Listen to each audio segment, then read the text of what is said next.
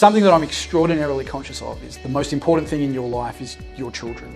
I'm blessed to have children of my own, and it's very hard to think of putting their well-being and their lives into somebody else's hands. The thing to bear in mind is that you and your ex-partner don't stop being parents of your children, and your job is to try and ensure that your children can go through the process of maintaining a relationship with each of their parents so that they're not affected by your separation. The way that the court approaches it is quite uniform, but varies depending upon the circumstances of each couple. No circumstance is the same because different considerations will be highlighted. My role is to guide you in relation to what's to happen in relation to your children, but also to give you realistic answers.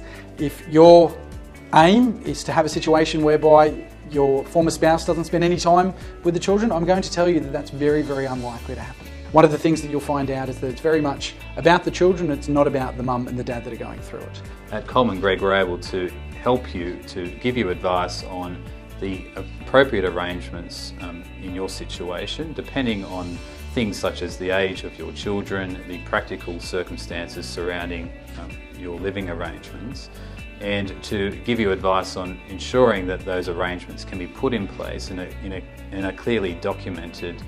What I find happens quite often in family law matters is that after a period of time, the conflict is heightened.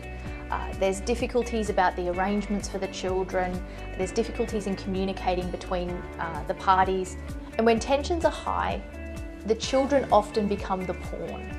And what we're particularly conscious of is to reduce that, the impact of that conflict on the children as much as possible. Sometimes, no matter what we do, despite our best endeavours, the other side's just going to be difficult. And if that's the case, that's okay, we can deal with that. We're used to dealing with difficult communication and controlling behaviour, and where the kids are put in the middle of it. Some of the questions I get asked a lot are, do I need orders in relation to parenting? No, you can enter into a parenting plan, or indeed you can enter into an informal agreement with your ex-partner. So the effect of a parenting order is that the parties have legal obligations to ensure their compliance with that order. So under a parenting order, you have an obligation to ensure that you comply with the orders, and that means ensuring your children spend time with the other parent. Quite often we now have circumstances where one parent decides to keep the child or change the arrangements without consultation with the other. And when those circumstances arise, action needs to be taken fairly quickly to be able to resolve those issues and not have them escalate unnecessarily. At Coleman Greig, we can give you the representation and advice that you need to ensure that the orders that have been put in place are complied with, and that you're not affected by your ex-partner's non-compliance with it. I reality test it, and then we go forward and we get it.